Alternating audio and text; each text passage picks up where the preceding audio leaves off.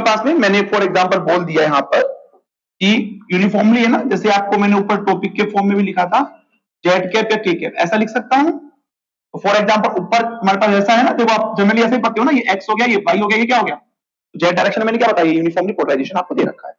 तो ये क्या नहीं है, अरे डायग्राम तो समझ में आ गया ना, ऐसे क्यों देख रहे हो मेरे पास, क्लियर है सबका, बोलो यूनिफॉर्मली पोलराइजेशन हो गया। देखो यहाँ पर अब आपके पास पहला ऑप्शन है, देखो कुछ स्टूडेंट ने दिया है, क्या किसी स्टूडेंट ने आंसर नहीं दिया कि on the surface charge density is uniform, second है inside electric field is zero, ठीक है। तो जनरली मैंने देखो आपको ऐसा लिखवाया है ना कि अगर आपके पास यूनिफॉर्म पोलराइजेशन होता है तो रो भी कितना होता है, अरे बोलो जल्दी से, यूनिफॉर्म पोलराइजेशन के लिए इसका मतलब चार्जेज ओनली कहां आएंगे उसके सरफेस पे, तो रो भी कितना होता है, जीरो होता है, और सिग्मा भी जीरो नहीं होता है, हमने ऐसा बोला है ना। तो जनरली स्टूडेंट्स होते हैं सिग्मा भी आएगा तो सीधी सी बात है, जब सरफेस पे निकलेगा तो स्मॉल आर बराबर कैपिटल आर हम रखेंगे, वो क्या आएगा तुम्हारे पास एक तरह से सेम ही तो आएगा, तो क्या आना चाहिए तुम्हारे पास में, यूनिफॉर्म आना चाहिए, समझ में आ रहा है। दूसरा, ये तो सब लोग इस पर तो विश्वास कर ही लेंगे कि मुझे पता है यहां पर मेरे पास रो बराबर कितना आएगा, बताओ रो भी कितना आएगा, जीरो आएगा नहीं आएगा, ये कहने की बात ये आएगा तुम्हारे पास में, यूनिफॉर्म पोलराइजेशन में जीरो होता ही होता है, ये तुम्हारे पास जीरो आएगा। अब फॉर एग्जांपल रो भी जीरो आ गया तो क्यू रो भी कितना हो गया, अरे जब रो भी जीरो आ गया तो क्यू रो भी कितना हो गया, जीरो हो गया ना, मतलब वॉल्यूम के अंदर चार्ज नहीं है। अब क्या करूं मैं यहां पर एक इनसाइड इलेक्ट्रिक फील्ड निकालने के लिए गाउसियन स्फीयर बना दूं, अब तो चार्ज कंटेंट कितना कर रहा है, ये इलेक्ट्रिक फील्ड कितना है इसका, तो ऑप्शन बी भी तुम्हारे पास क्या होना चाहिए। हो सकता है किसी स्टूडेंट को ऑप्शन ए के बारे में नहीं पता होगा, लेकिन ऑप्शन बी तो क्या सोचेगा, वो करेक्ट ही है, लेकिन ना तो ऑप्शन ए करेक्ट है ना ही ऑप्शन बी करेक्ट है, समझ में आ रहा है ना। हम यहां पर गॉस लॉ तभी अप्लाई कर सकते हैं जब स्फेरिकल सिमेट्रिक केस हो। अभी ऐसा इसमें कुछ नहीं बोल रखा है, स्फेरिकल सिमेट्रिक केस बोला रहता हूं, क्या आपने यहां पर रो कैलकुलेट किया है, सिग्मा कैलकुलेट किया है ना, रो तो चलो तुमने जीरो बता दिया कोई बात नहीं, सिग्मा आपने कैलकुलेट किया, तो ऐसा कहीं बोला है कि सिग्मा जो है x Y Z are theta किसी पर डिपेंड नहीं कर रहा, ऐसा तो कुछ है ही नहीं, सिग्मा तो तुम्हें कैलकुलेट करना पड़ेगा ना तुम्हारे पास में, तो अब वो अपन कैलकुलेट करते हैं, तो ध्यान से समझिएगा, बहुत अच्छा क्वेश्चन है ना, ठीक है। ये एक यूनिफॉर्म पोलराइजेशन आपको दे रखा है, ठीक है, तो मैं तो लिख सकता हूं कि सबसे पहले तो ये लिख सकता हूं for uniformly polarization, for uniformly polarization polarization uniformly polarization रो भी तुम्हारे पास जीरो होता है और सिग्मा भी नॉट इक्वल टू, ये तो सबको पता ही होगा। अब हमें सिग्मा भी निकालना पड़ेगा ना, है ना। अब देखो सिग्मा बी जो है ना, आप ये आपको किधर दे रखा है, जेड डायरेक्शन में दे रखा है ऊपर। अब सिग्मा बी का मतलब हो गया सरफेस बाउंड चार्ज डेंसिटी, इसके सरफेस पे कैलकुलेट करना, क्लियर है। अब फॉर एग्जांपल मान लो आप लोग यहां कैलकुलेट कर रहे हो, यहां पे कैलकुलेट कर रहे हो, है ना, तो जब यहां पर कैलकुलेट करेंगे तो सिग्मा बी होता क्या है तुम्हारे पास, तो सिग्मा बी आपके पास होता है, सिग्मा बी होता है p vector dot n cap, तो पी वेक्टर कितना है, p naught z cap dot n cap कितना है बताइए, एन कैप बोलो ऊपर की तरफ आएगा नहीं आएगा तुम्हारे पास में, ये एन कैप यहां आएगा नहीं आएगा ऐसे, मतलब एन कैप जो है वो हमेशा क्या होगा इसके सरफेस पे, आर कैप होगा या नहीं होगा, होगा ना। तो यहां पर एक तरह से आर कैप ही है तुम्हारे पास में, तो मैं इसको लिख सकता हूं आर कैप। अब आर कैप को पता है आप क्या लिखते हो, sine theta cos phi x cap plus sine theta sine phi y cap लिखूंगा, पता है, कोस थीटा जेड कैप, तो इसको मैं लिख सकता हूं पी नॉट जेड, नहीं पी नॉट कोस थीटा, तो सही है क्या, तो जेड तो जेड तो बन हो जाएगा, पी नॉट कोस थीटा आ गया। तो थीटा कितना है, थीटा है, तो थीटा यहां पर किसके बीच में होगा, आर कैप और पोलराइजेशन जेड कैप के बीच का एंगल ना, मतलब ये पोलराइजेशन की तरह है हमारे पास, तो पोलराइजेशन भी ऊपर है आर कैप भी ऊपर है, यहां पर थीटा बराबर कितना आ गया बताओ, तो बताओ यहां पर सिग्मा बी बराबर कितना हो गया, पी नॉट हुआ। यहां पर एक तरह से पी नॉट का मतलब हमें लगेगा कि यूनिफॉर्म पोलराइजेशन है, समझना इस चीज को ध्यान से, ठीक है। तो अभी भी स्टूडेंट जो है ना ऑप्शन ए के अंदर जाना चाहेंगे कि on the surface of the charge density is uniform, तो मुझे यहां पे पी नॉट तो दिख रहा है, पी नॉट एक कांस्टेंट है, यूनिफॉर्म तो लगेगा तुम्हारे पास। आगे आइए आप लोग, फॉर एग्जांपल मान लो मैं यहां पर कैलकुलेट करना चाह रहा हूं यहां पर, ठीक है, तो अब यहां पर देखो यहां पर इस वाले पॉइंट के ऊपर सिग्मा बी आपके पास प्लस का पी नॉट आ चुका है ना। अब मैं इस वाले पॉइंट पे कैलकुलेट करूंगा तो इस वाले पॉइंट पे आर कैप नीचे की तरफ होगा या नहीं होगा बताओ, होगा। तो इस पर्टिकुलर पॉइंट के ऊपर जो सिग्मा बी निकलेगा वो निकलेगा P P naught cos theta, और थीटा बराबर यहां पर कितना होगा, आई होगा, तो बताओ यहां पर कितना आ गया, माइनस पी नॉट, समझ आ रहा है। अच्छा अगर मैं यहां निकालू तो इस पॉइंट के ऊपर डायरेक्शन तो वही आर कैप होगा, समझना ध्यान से, लेकिन यहां पर थीटा कितना है तुम्हारे पास 90 डिग्री, तो सिग्मा बी तुम्हारे पास कितना हो जाएगा बताओ, यहां पे ये आपको समझ में आया। अगर मुझे यहां निकालना है तो यहां पे भी सिग्मा बी तुम्हारे पास कितना होगा बताओ, 0 होगा। तो क्या यूनिफॉर्म दिख रहा है तुम्हें, नहीं है यूनिफॉर्म तुम्हारे पास पे, समझ में आया ये चीज, ठीक है। अगर ये इसका मतलब ये हो गया कि सरफेस बाउंड चार्ज डेंसिटी इस पूरे स्फीयर के सरफेस पर कुछ पॉइंट्स ऐसे हैं जहां पर 0 होगा, ऐसा ऑप्शन है इसके अंदर, देखो there are some points on sphere where charge density 0, आ रहा है नहीं आ रहा बताओ यहां पे, इसका मतलब ऑप्शन डी यहां से क्या हो गया, करेक्ट हो गया। ये आपको आई होप समझ में आ गया होगा, ऑप्शन डी तो तुम्हारे पास में सही होगा। ये सबको समझ में आ गया। अब आप लोग यहाँ देख सकते हो ना, जैसे फॉर एग्जांपल देखो, फॉर एग्जांपल मानो मैं यहाँ कैलकुलेट करना चाह रहा हूँ सिग्मा भी, है ना, तो जब यहाँ कैलकुलेट करेंगे तो ये तो क्या है तुम्हारे पास में, आर कैप है नहीं है। अच्छा ये क्या है तुम्हारे पास में, बताओ, पी वेक्टर है नहीं है। अब एंगल तुम्हें पता है क्या इनके बीच का, नहीं पता ना, इसको मैं क्या मान लूं बताओ, यहाँ पर इस पर्टिकुलर पॉइंट के ऊपर जो सिग्मा भी आएगा वो कितना आएगा बताओ, पी नॉट कॉस थीटा आएगा या नहीं आएगा। और जब सिग्मा भी पी नॉट कॉस थीटा आ गया, ये थीटा का फंक्शन है, तो क्या ये यूनिफॉर्म है या नहीं है बताओ सरफेस के ऊपर, यूनिफॉर्म आएगा या नहीं आएगा। अरे कोई भी क्वांटिटी जब x Y Z are theta phi पे डिपेंड करता है तो यूनिफॉर्म नहीं होता है। तो यहां से साफ साफ पता लग रहा है कि जो सरफेस चार्ज डेंसिटी है वो यूनिफॉर्म नहीं है, वो नॉन यूनिफॉर्म है। तो हम यहां से ये बता सकते हैं ऑप्शन ए तुम्हारे पास में इनकरेक्ट होगा। ये सबका क्लियर है, तो एक बार यहां तक तुम लोग कर लो, क्योंकि उसके बाद में जो जैसे दोनों क्वेश्चन करेंगे ना, इसमें आपको शायद और भी मजा आएगा। अगर आपको चीजें समझ में आ रही है और पहले की चीजें आपने पढ़ी हुई है, तो अब किसको यही नहीं पता कि फॉर्मूला तुम्हारे पास ये होता है, आर कैप का वैल्यू किसको x cap y cap z cap के फॉर्म में नहीं पता तो वो नहीं कर पाएगा फिर बाद में। तो हमें इससे ये पता लग गया कि ऑप्शन ए तो इनकरेक्ट होगा, ऑप्शन डी करेक्ट होगा। अब हम आगे चलेंगे इसके अंदर, ठीक है।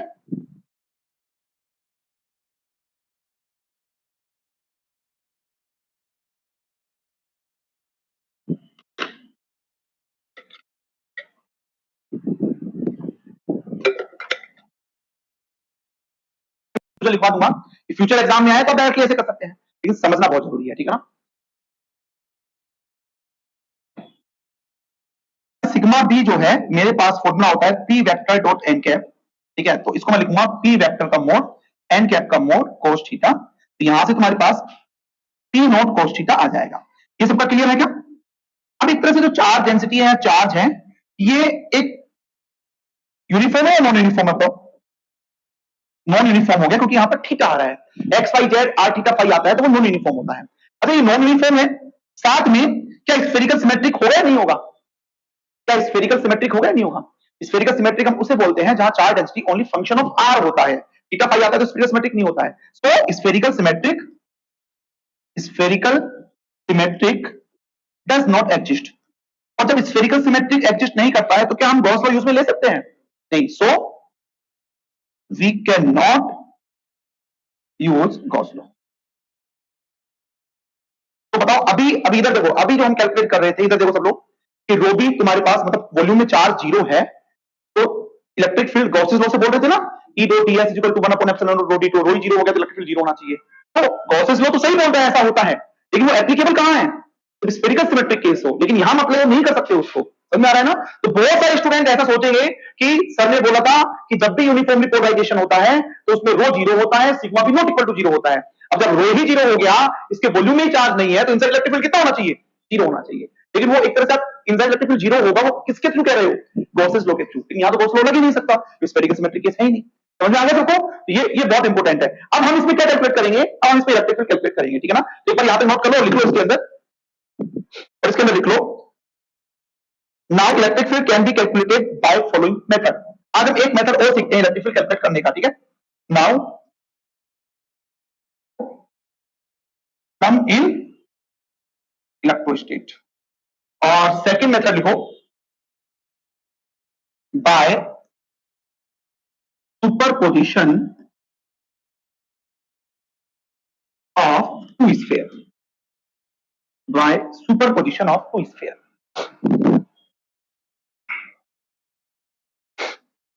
ठीक है, अब एक नया मेथड हम यहां पे सीख रहे हैं भैया ना, ठीक है। देखिए ध्यान से देखो, अगर आपको थोड़ा बहुत ध्यान हो तो हमने एक टॉपिक पढ़ा था, that is the boundary value problem in electrostatics. इसके क्वेश्चंस हमने यूजिंग लेजेंडरी पॉलिनोमियल कैलकुलेट किए थे, याद है कुछ, है ना। उसमें क्या कंडीशन थी, देखो अगर आप उसको देखोगे ना दोबारा से तो आपको पता लगेगा कि अगर सरफेस पे पोटेंशियल वी भी आपको अगर गिवन होता है तो उस केस में हम जो पोटेंशियल इनसाइड और आउटसाइड मतलब जनरल जो फॉर्म होता है वो हम लिखते थे n बराबर 0 से इनफाइनाइट समेशन, ठीक है, a n r की power n plus b n upon r की power n plus 1 t n cos theta. ध्यान है, जब इनसाइड लिखते थे तो b n को 0 मान लेते थे, आउटसाइड लिखते थे तो a n को 0 मान लेते थे, है ना। ये सब अपने किया था। उसके लिए मैंने दो कंडीशन बताई थी, एक तो सरफेस पे आपको v भी गिवन हो और दूसरा सिग्मा भी गिवन हो, ध्यान है कुछ, ठीक है ना। लेकिन अपने सिग्मा वाले क्वेश्चन सोल्व नहीं किए थे, ओनली वही वाले किए थे, कोई दिक्कत नहीं, अगर सिग्मा वाला भी आता है ना तो भी आप कर सकते हो। लेकिन अभी हम इससे इंटरेस्टेड नहीं है, अभी हम जो है ना किससे सोल्व करेंगे इस क्वेश्चन को, हम जो है इससे सोल्व करेंगे by superposition of two sphere, इससे हम सोल्व करेंगे, ठीक है। समझिए, अब बिल्कुल लिखना बंद कर दो, नहीं समझ में नहीं आएगा आपको, इस चीज को ऐसे समझिए आप लोग। देखो देखिए भाई, मैं एक बात इधर इधर समझाता हूं आपको। देखो आपके पास एक स्फीयर था, ठीक है, ये मेरे पास एक स्फीयर था, ये लीजिएगा, और आपने मेनली मैं जो है ना इन 4 पॉइंट को मेंशन करना चाहूंगा। इस वन इसको 4 पार्ट में मैंने डिवाइड कर दिया। आपको अगर ध्यान हो तो यहां जो है ना, यहां इस पर्टिकुलर पॉइंट के ऊपर जो सिग्मा भी मिला था वो आपके पास पी नोट मिला था, मतलब पॉजिटिव मिला था। और इस पर्टिकुलर पॉइंट के ऊपर सिग्मा भी माइनस पी नोट मतलब नेगेटिव मिला था। इस पर्टिकुलर पॉइंट के ऊपर सिग्मा भी और इस पर्टिकुलर पॉइंट के ऊपर सिग्मा भी बोला था या नहीं था? यानी का मतलब सिग्मा जो होगा ना, चार्ज जो होगा यहाँ पर वो यूनिफॉर्म नहीं होगा, वो नॉन यूनिफॉर्म होगा। क्लियर है? अब यहाँ पॉजिटिव है तुम्हारे पास, समझना इसको ध्यान से। यहां तुम्हारे पास पॉजिटिव है, यहां पॉजिटिव है, यहां मेरे पास डेंसिटी ज्यादा है, फिर धीरे धीरे डेंसिटी क्या होती जाएगी? कम होती जाएगी, और यहां पे आके क्या हो जाएगा? वो जीरो हो जाएगा। समझना ध्यान से। सिमिलरली यहां नेगेटिव है ना तुम्हारे पास में, तो यहां नेगेटिव वाले की डेंसिटी तुम्हारे पास ज्यादा होगी, और इधर आके तुम्हारे पास क्या हो जाएगी? डेंसिटी। तो ये पॉजिटिव नेगेटिव मिलकर यहां पर क्या हो जाएंगे? तुम्हारे पास जीरो हो जाएंगे। अब देखो स्फीयर कैसे बनेगा? इसको घुमा दो पूरे को, सिमिलर पॉइंट केस यहां आएगा, तो यहां पॉजिटिव चार्ज होगा, यहां डेंसिटी ज्यादा होगी, और यहां तुम्हारे पास डेंसिटी कम होती जाएगी। सिमिलरली नेगेटिव की डेंसिटी यहां ज्यादा होगी, क्योंकि जहां नेगेटिव होता है ना वहां डेंसिटी तुम्हारे पास ज्यादा होती है। सरफेस पे ये ध्यान रखना है, तो यहां डेंसिटी कम होगी। ये आपको समझ में आया नहीं आया? ठीक है, यहां पॉजिटिव था तो यहां डेंसिटी ज्यादा होगी, यहां नेगेटिव था, यहां नेगेटिव वाले की डेंसिटी ज्यादा होगी। डेंसिटी धीरे धीरे कम होती जाएगी, तभी तो यहाँ की जीरो होगा तुम्हारे पास में। तो ऐसे यहाँ की डेंसिटी यहाँ पे भी प्लस वाले की कम होती जाएगी, नेगेटिव वाले की कम होती जाएगी। एक बार के डायग्राम बना लो साइड में, फिर हम इसको देखेंगे इसके थ्रू इसको कैसे समझेंगे, सुपरपोजिशन ऑफ टू स्फीयर के थ्रू।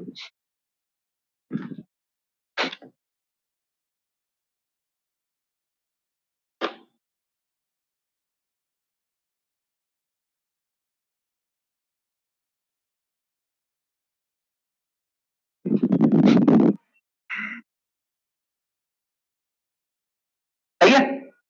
ये समझ में आया आप लोगों को? ठीक है, अब आप लोग देखिए, यहाँ पे ध्यान से इधर देखिए। मैं इसको कुछ इस तरह से समझता हूं, है ना। जैसे फॉर एग्जांपल मान लो मेरे पास ये दो स्फीयर हैं, इसको समझ लेना भाई आप लोग, है ना। एक स्फीयर है, इसके ऊपर पूरे के ऊपर क्या है? पॉजिटिव चार्ज है। इस पूरे के ऊपर मैं क्या करता हूं? यहाँ पर पॉजिटिव चार्ज रखता हूं, मतलब इसके वॉल्यूम में भी है और इसके सरफेस पे ऑटोमेटिकली आ जाएगा तुम्हारे पास ना। और यहां तुम्हारे पास भी नेगेटिव चार्ज है, ये नेगेटिव चार्ज है। समझ में आ रहा है? दो स्फीयर मैंने लिए, इसमें पूरे पे पॉजिटिव है, इस पे नेगेटिव है। ठीक, और दोनों स्फीयर को एक दूसरे के ऊपर क्या करता हूं? सुपर इंपोज करता हूं। क्लियर है?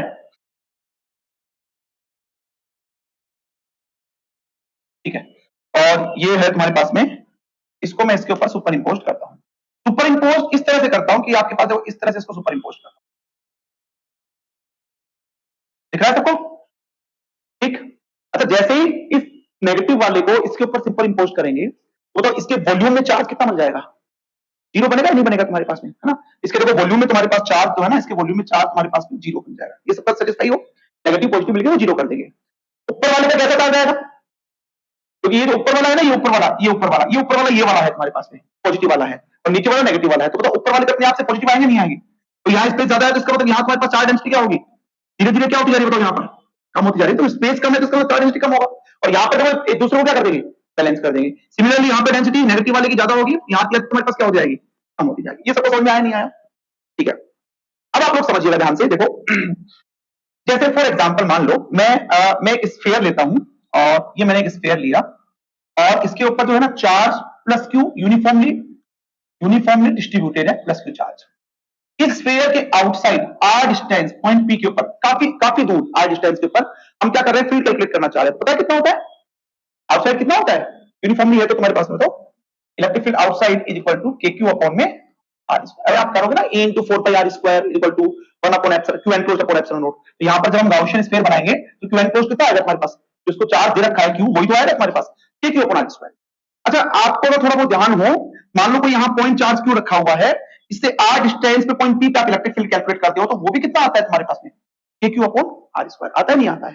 तो कहने का मतलब जब हम आउटसाइड जाते हैं इससे काफी डिस्टेंस होता है तुम्हारे पास में, तो ये क्या दिखता है? एक पॉइंट चार्ज की तरह दिखता है। समझ में आ रहा है ना? ये तुम्हें कैसे दिखेगा? एक पॉइंट चार्ज की तरह। सिमिलरली जब हम आउटसाइड फील्ड कैलकुलेट करेंगे ना, यहां पर सेंटर से आउटसाइड हम आर डिस्टेंस पे जब फील्ड कैलकुलेट करेंगे, आर डिस्टेंस पे जब फील्ड कैलकुलेट करेंगे पी पॉइंट से आर डिस्टेंस पे, तो तुम्हें क्या दिखेगा कि जो ये जो है ना एक पॉइंट चार्ज की तरह दिखेंगे। पॉइंट चार्ज की तरह दिखने का मतलब ये हो गया कि यहां पर ऊपर वाला कैसे चार्ज है और नीचे वाला कैसे चार्ज है तुम्हारे पास? नेगेटिव आपके पास में। तो इस ये जो है ना, ये एक पॉइंट चार्ज की तरह तुम्हें दिखाई देंगे, और इनके बीच का डिस्टेंस भी तुम्हारे पास होगा या नहीं होगा, कुछ बताओ। इनके बीच का डिस्टेंस भी तुम्हारे पास कुछ होगा, तो ये किसकी तरह बिहेव करेगा, एक डाइपोल की तरह बिहेव करेगा। ये समझ में आया आप लोगों को? इस बिहेव और अभी लिखवा दूंगा मैं थ्योरी के अंदर, ठीक है ना। जैसे ये तुम्हारे पास एक पॉइंट चार्ज की तरह बिहेव करता है, ऐसे जब अपन आउट इसके अंदर देखेंगे तो ऐसा नहीं लगेगा आपको, क्योंकि वो पॉइंट चार्ज में आउटसाइड काफी दूर डिस्टेंस पे आपको दिखता है, ठीक है ना। वैसे इसको जब देखेंगे ना तो आपको क्या दिखेगा, ऊपर एक पॉइंट चार्ज है और नीचे क्या है तुम्हारे पास, एक पॉइंट चार्ज है। इसको मैंने प्लस क्यों बोल दिया, इसको मैंने क्या बोल दिया, माइनस क्यों बोल दिया। इसके बीच का उस डिस्टेंस होगा, तो ये तुम्हें दिखाई देगा एक तरह से डायपोल की तरह ट्रीट करेगा तुम्हारे पास में, है ना। तो एक बार में बना लो, मैं इसके बाद में आपको लिखवा देता हूं उसके अंदर, ठीक है।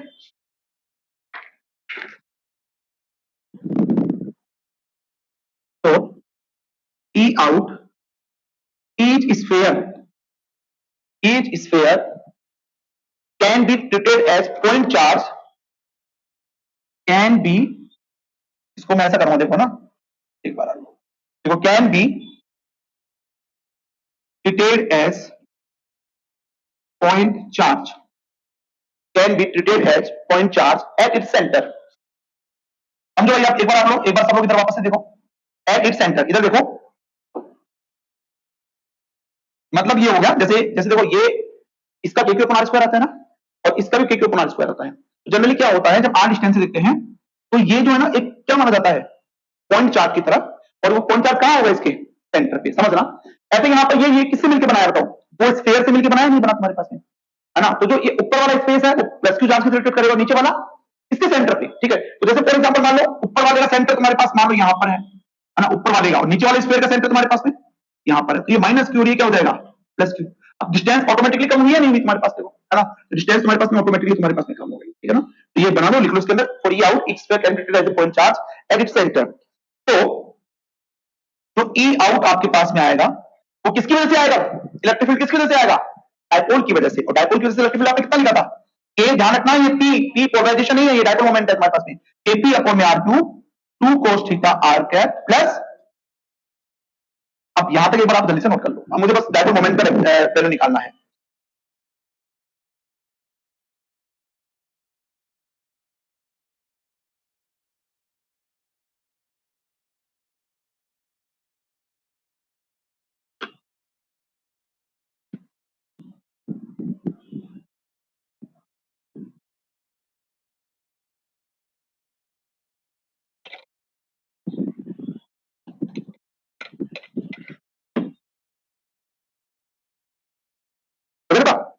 नाउ नाउ आपको पता है पोलराइजेशन और डायपोल मोमेंट पे क्या रिलेशन होता है, P is equal to dp upon dv, पढ़ा है। तो डीपी बराबर क्या हो जाएगा, बताओ, P वेक्टर डीवी, इसका इंटीग्रेट कर दो, इसका भी डायपोल मोमेंट P हो जाएगा तुम्हारे पास, वो P तो आपके पास P नॉट दे रखा है ना, और वॉल्यूम इसका हो जाएगा 4/3 पाई आर क्यूब। तो जैसे ही अपन ये वैल्यू यहां रख देंगे, आउटसाइड तुम्हारे पास में इलेक्ट्रिक फील्ड कैलकुलेट हो जाएगा, और आपको ये देखने को मिलेगा जो आउटसाइड इलेक्ट्रिक फील्ड है वो किसकी तरह, एक तरह से बिहेव करेगा, बताओ, एक डायपोल की तरह, क्लियर है।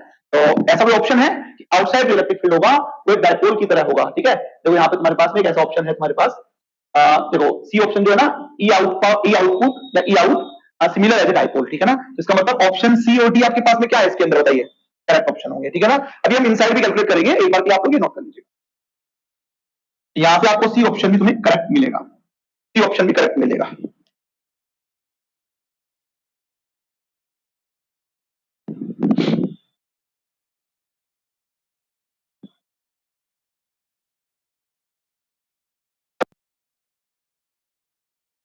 ऐसा ही है ना, ये लीजिएगा, ठीक। फॉर एग्जाम्पल मान लो इसका ऊपर वाले का सेंटर ये है और नीचे वाले का सेंटर तुम्हारे पास में ये है, ठीक है, ये सेंटर। मान लो तुम्हें यहां फील्ड कैलकुलेट करना है, समझना, यहां फील्ड इसके इनसाइड कैलकुलेट करना है ना। तो देखो, इसको मैं इससे मिला दूं, इसको मैं बोलता हूं डी वेक्टर, क्योंकि माइनस से प्लस था ना तुम्हारे पास, ये डी वेक्टर तुम्हारे पास में, ठीक है। अब ऊपर वाला प्लस चार्ज है ना, इसके कारण यहां फील्ड निकाल लेते हैं, that is the rho, r plus बोल देते हैं इसको, दिख रहा है ना कोई, और इसके कारण यहां फील्ड निकालते हैं, that is the r minus, ये लो, ऐसा पढ़ा है आप लोगों ने, आप लोग समझिए इसको। अब एक तरह से मेरे पास में दो स्फीयर हो गए, जिसको अपने एक दूसरे को सुपरइम्पोज कर रखा है, ठीक है। और जब दो स्फीयर आपके पास में हो गए ना, तो एक तो तुम्हारे पास प्लस क्यू चार्ज के कारण क्या हो गया तुम्हारे पास, माइनस क्यू चार्ज के कारण। जैसे अपने केवीटी के क्वेश्चन नहीं किए थे, इनसाइड तुम्हारे पास एक केवीटी तो बन गया तुम्हारे पास, नहीं बना गया, बताओ, ये तुम्हारे पास एक तरह से केवीटी बन गया ना, plus Q minus Q cancel out होकर जीरो हो गया तुम्हारे पास में, ठीक है। आप लोग देखिए, जब इनसाइड आप लोग इलेक्ट्रिक फील्ड कैलकुलेट करेंगे, एक तो होगा तुम्हारे पास में प्लस वाले के कारण, और एक किसकी वजह से होगा, माइनस वाले के करंट। अच्छा, जब इनसाइड कैलकुलेट कर रहे हैं तो इनसाइड के लिए इलेक्ट्रिक फील्ड कितना होता है बताओ, रो के फॉर्म में। इनसाइड के लिए इलेक्ट्रिक फील्ड रो के फॉर्म में कितना होता है तुम्हारे पास में? इसको लिख सकता हूं मैं रो अपॉन में 3 epsilon naught r plus vector plus minus rho upon में 3 epsilon naught r minus vector. ये सबका क्लियर है या नहीं है? इसको मैं इसके अंदर मतलब जो पॉजिटिव वाला चार्ज है तो इसका टोटल चार्ज कितना है बताओ? जीरो है ना, तो प्लस और माइनस रो मिलकर कितना हो जाएगा तुम्हारे पास? जीरो तो होंगे। अच्छा, इसको ऐसा लिख दूं मैं, रो अपॉन में 3 एप्सिलॉन नॉट, समझना इसको ध्यान से, आर प्लस वेक्टर माइनस, लिख सकता हूं ऐसा। अच्छा, मुझे बताइए इस ट्रायंगल रूल को हम देखेंगे तो जब यहां से यहां पहुंचने में एक तो डायरेक्टली आर माइनस वेक्टर से पहुंच रहा है और एक आर प्लस वेक्टर से प्लस डी वेक्टर से, D vector plus R plus vector, तो मुझे चाहिए R plus minus R minus, इसको इधर ले आओ तो D vector is equal to, तो R plus vector minus R minus vector with negative sign, आएगा नहीं आएगा? तो इसको मैं लिख सकता हूं that is equal to minus का रो डी वेक्टर अपॉन में 3 एप्सिलॉन नॉट। सही है, ठीक है, माइनस का रो डी वेक्टर अपॉन में 3 एप्सिलॉन नॉट। अब देखो अपन यहां पे क्या करते हैं, अब देखो यहां पर अपन क्या करते हैं समझना, माइनस का रो अपॉन में 3 एप्सिलॉन नॉट, यहां पे मैं वॉल्यूम से मल्टीप्लाई करता हूं और वॉल्यूम से क्या करता हूं, ऐसा कर सकते हैं क्या? क्योंकि देखो हमारा जो आंसर आना चाहिए ना, क्या रो क्वेश्चन में गिवन है? क्वेश्चन में क्या गिवन है? पोलराइजेशन, और पोलराइजेशन का फॉर्मूला क्या होता है? पी। क्या पी अपॉन वॉल्यूम लिख सकता हूं क्या पोलराइजेशन को? Dipole moment per unit volume लिख सकता हूं, नहीं लिख सकता? तो मुझे इससे में लाना पड़ेगा। अच्छा, रो इंटू वॉल्यूम क्या बन जाएगा? चार्ज बनेगा नहीं बनेगा? रो डीवी चार्ज ही तो होता है तुम्हारे पास में, तो ये चार्ज बन गया माइनस ये क्यू डी वेक्टर अपॉन में 3 एप्सिलॉन नॉट और वॉल्यूम। अच्छा, ये क्या बन गया? डायपोल मोमेंट बना है नहीं बना? बताओ तुम्हारे पास में, अपॉन में 3 एप्सिलॉन नॉट और यहां पे क्या आ जाएगा वॉल्यूम, और ये पूरा क्या बन जाएगा? ये बन जाएगा पोलराइजेशन। अरे dipole moment per unit volume तो हो गया, यहां तुम्हारे पास हो गया electric field inside equal to minus का पी वेक्टर अपॉन में 3 epsilon. That is most important, remember. देखो ये मैं बोल रहा हूं, आप बुक्स वगैरह में देखो, ये आपको डायरेक्टली मिलेगा, इतना सोल्व करवा ही नहीं रखा है। फिजिक्स वगैरह की बुक में देखोगे ना, इतना सोल्व नहीं करवा रखा है। अब तो एक्चुअल में क्वेश्चन था तुम्हारे पास में, क्वेश्चन इतना सा था कि अगर आपके पास यूनिफॉर्म पोलराइजेशन दे रखा है किसी स्फीयर के अंदर, ठीक है, तो उस केस में इलेक्ट्रिक फील्ड इनसाइड और आउटसाइड कैलकुलेट करो, समझ आ रहा है ना? तो आउटसाइड रह गए डायपोल की तरफ बिहेव करेगा, और इनसाइड तुम्हारे पास में माइनस का पी वेक्टर अपॉन में पी एप्सिलॉन नॉट होगा। ये सबका क्लियर है? ये आ गया तुम्हारे पास में। अब क्वेश्चन जो पूछा हुआ है एग्जाम में, वो एक तरह से जब हमने ये तो वेरीफाई किया, इसके बीच में से पूछा हुआ नहीं पूछा बताओ? तो सिग्मा भी हमने कैलकुलेट किया, जो हमने सिग्मा भी कैलकुलेट किया उससे भी तो क्वेश्चन पूछ लिया इसने, है ना? जो तुम्हारे पास, अब देखो बहुत सारे स्टूडेंट्स को ऐसे सोचेंगे कि यूनिफॉर्म पोलराइजेशन है, रो तुम्हारे पास पता है ना हमने स्टार्टिंग अंदर, रो जीरो है तो इनसाइड इलेक्ट्रिक फील्ड तो जीरो आना चाहिए, कहीं ना कहीं तुम्हारे पास में जो ऑप्शन दे रखा है पहला या दूसरा जो भी है वो करेक्ट होना चाहिए तुम्हारे पास, ठीक है ना? इससे पहले तुम्हारा ऑप्शन तो सही निकल गया तुम्हारे पास में, लेकिन इनसाइड इलेक्ट्रिक फील्ड जीरो नहीं होगा। क्यों नहीं होगा? क्योंकि वो हम गॉसेस लॉ से बोल रहे हैं, यहाँ पे गॉसेस लॉ अप्लाई नहीं कर सकते, ठीक है? तो एक बार इसको नोट कर लो, और अब जिसके भी डाउट आ रहे हैं वो आप लोग पूछ लो, इस पूरे क्वेश्चन को देखो, नोट कर लो, पूरे क्वेश्चन को देखो, जो भी डाउट आ रहे हैं वो आप लोग पूछ सकते हैं। होती है, एक होता है कांस्टेंट, एक होता है यूनिफॉर्म, चाहे वो पोलराइजेशन में लगा दो, चाहे वो फील्ड में लगा दो, कहीं लगा दो। अगर आपके पास में कोई भी जैसे इलेक्ट्रिक फील्ड है या पोलराइजेशन है, x Y Z are theta phi इन सब पे डिपेंड नहीं करता है, मतलब स्पेस कोऑर्डिनेट पे डिपेंड नहीं करता है, तो यूनिफॉर्म होगा, डिपेंड करता है तो यूनिफॉर्म नहीं होगा, क्लियर है? और अगर टाइम के साथ वेरी कर रहा है तो कांस्टेंट नहीं होगा, और उसमें टी नहीं आ रहा है तो वो कांस्टेंट होगा, ये इसका मीनिंग होता है, ठीक है ना? क्या ऑनलाइन स्टूडेंट समझ में आया? हाँ बोलो।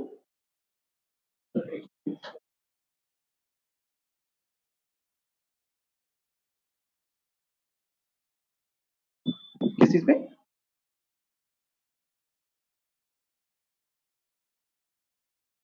नहीं एक्चुअली थीटा हमें यहाँ पता ही नहीं है। हमने तो चलो ये बोल दिया, जैसे तुम जो बोल रहे हो, हमने तो बोल दिया आर डिस्टेंस पे। अच्छा, मगर इस डिस्टेंस पे नहीं निकाल सकता, ये आउटसाइड नहीं है क्या? ये आउटसाइड नहीं है क्या? इसलिए थीटा के फॉर्म में मैंने आंसर लिखा है इसको। हर बार थीटा चेंज हो रहा है ना तुम्हारे पास में, नहीं आया समझ में, है ना? तो हर बार थीटा तुम्हारे पास, बार ये थोड़ी है, अरे ये तो यहाँ पे भी हो सकता है, ये भी आउटसाइड होगा, ये भी आउटसाइड होगा, ये भी आउटसाइड होगा, थीटा हर बार तुम्हारे पास चेंज हो रहा है। तो थीटा हर बार चेंज होगा तो तुम्हारे पास क्या होगा बताओ? थीटा के फॉर्म में लिखेंगे ना आंसर, तो थीटा के फॉर्म में मैंने आंसर लिखा है। बताओ बताओ,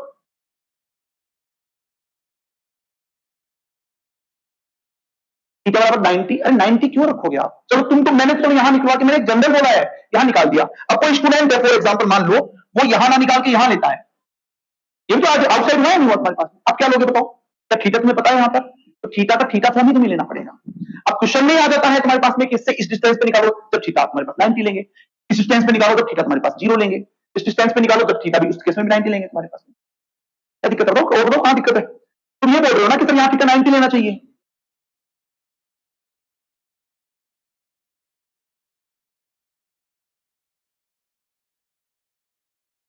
क्या जीरो, क्या जीरो आना चाहिए, तो आना चाहिए जीरो।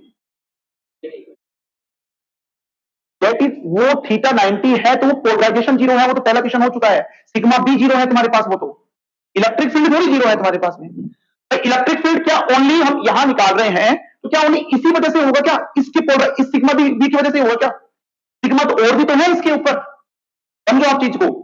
यहां पर इस पर्टिकुलर पॉइंट के ऊपर सिग्मा तुम्हारे पास जीरो है, तो ये जरूरी नहीं है कि फील्ड भी जीरो होगा, ठीक है, क्योंकि यहां पर तो तुम्हारे पास सिग्मा जीरो है, लेकिन यहां तो सिग्मा है, यहां तो सिग्मा है, हम बस फोरियर करंट तो निकाल रहे हैं तुम्हारे पास में, तो जीरो क्यों आएगा? ठीक है, इसके अलावा और कोई डाउट बताइए। यस, देखो एक स्टूडेंट पूछ रहे हैं,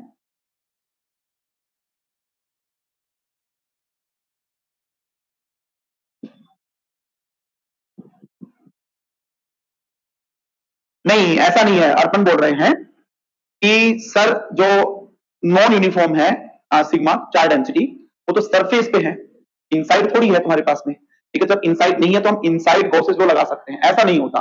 गॉसेस लॉ लगता है तो फिर इनसाइड आउटसाइड हर जगह गॉसेस लॉ लगता है। एक्चुअल में हम फील्ड किसकी वजह से देख रहे हैं बताओ, चार्जेस की वजह से। तो चार्जेस का चाहे सरफेस पे हो तो इनसाइड होता है, आउटसाइड कहीं होता है तुम्हारे पास में, अगर वो नॉन यूनिफॉर्म है तो गॉसेस लॉ अप्लाई नहीं कर सकते, ध्यान रखना, ठीक है अर्पण। ऐसा नहीं होता है कि इनसाइड को हम गॉसेस लॉ लगा दे और आउटसाइड नहीं लगा सकते, ऐसा नहीं होता, या तो पूरे क्वेश्चन में लगेगा या पूरे क्वेश्चन में नहीं लगेगा। अदर डाउट बताइए।